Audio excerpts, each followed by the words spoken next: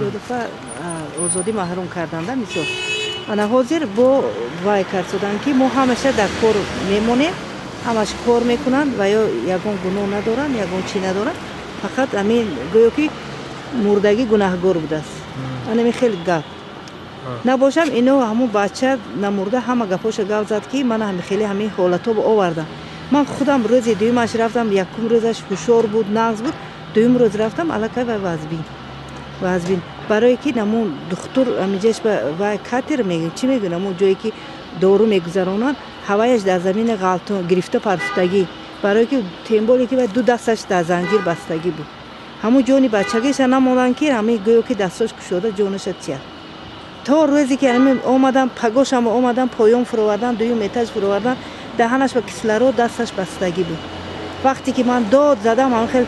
آوای دیدش ریختون که چشمش کشوده نمیتونست فهمید من خیلی آوای دیدش از تو طرف ریخت که همین اوچی من اومدم اینجا داد گذاشتم همین قشم من فهمیدم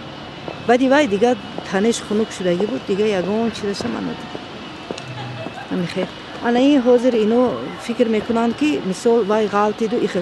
دویم ایتاژش که غلطیده نمرده است از 16 ایتاژ زنا غلطیده دیوانه شده است نیکی نمرده است پسر خودش از اما دویم ایتاژ غلطید ساق سلامت گشت است نمرده است نخو که یک بچه کلونی مثالی که با عقل بفهم دویم ایتاژ غلطید و مرد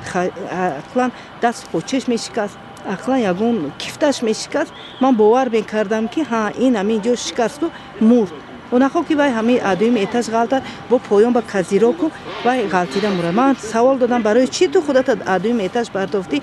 گفت که من اوچجو من دویم ایتاژ خودم نپرستم من کارمندان میلیتیا همه خیلی کردم من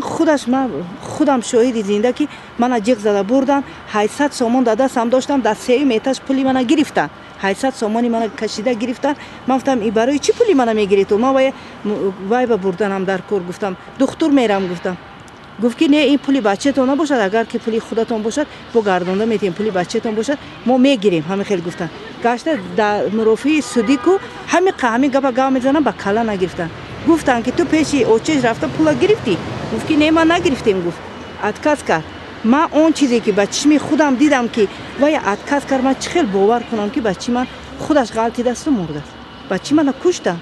بچه من زنده سلامت بود خوشش در سرش بود